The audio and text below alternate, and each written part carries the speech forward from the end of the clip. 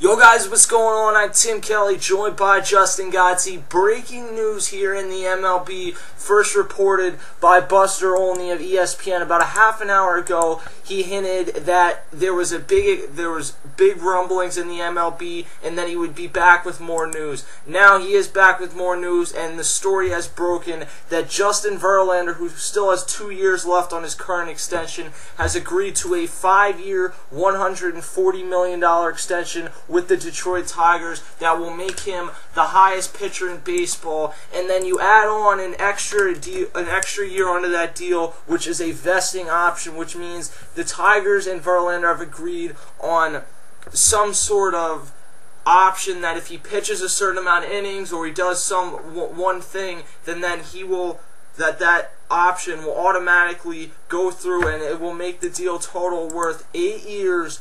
$202 million. $202 million for a pitcher. I never even thought I'd see the day where we had a pitcher making $200 million.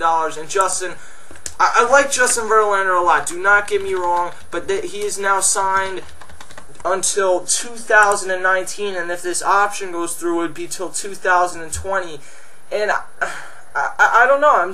I think that he's had an extremely good career the last 2 years. There's no doubt about it. He's been the best pitcher in the MLB. But we are in 2013 now, and Justin Verlander is 30 years old, and now you're going to sign him to a 7 years with the possibility of 8 years.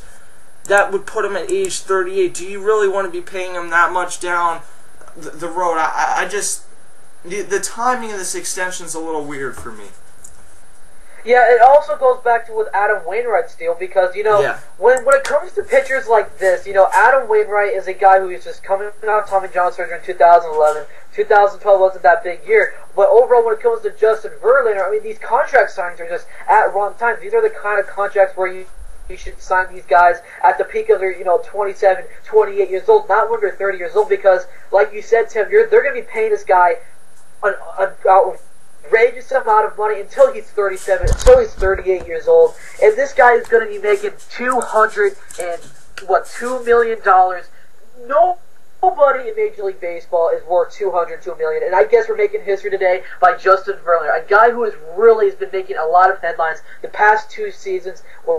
Or in 2011, we went 24-5 with a 2.40 ERA. That Cy Young year. 2012, he had a loss. His winning win-loss even criteria was not the greatest, where he was 17-8. But his ERA continues to be over at that 2 level. And I understand why the Tigers wanted to go out there and get it. But once there's a positive with Verlander getting that contract, there's also a negative. This just sets up the Tigers to not go out there in free agency in the later years, and they cannot really afford, because this is a huge chunk of money that they are dishing out to one in particular player. I would honestly think that Justin Verlander is around Felix Hernandez's money, because the Seattle Mariners is the team that really pinpointed, they're going to give this guy a long-term contract. Felix Hernandez is like 28. Yeah, 29, and that's the point.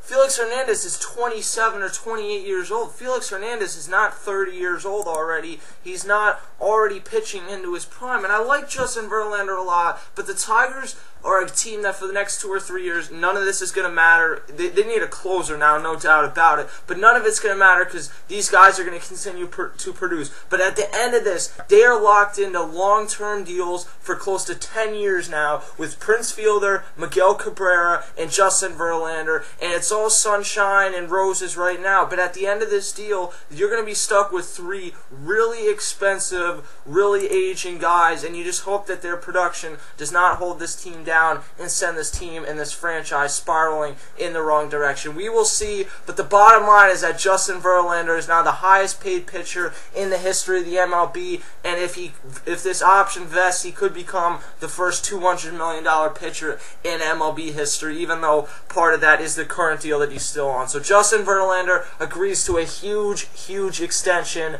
Let us know what you guys think in the comments below. We'll see you next time.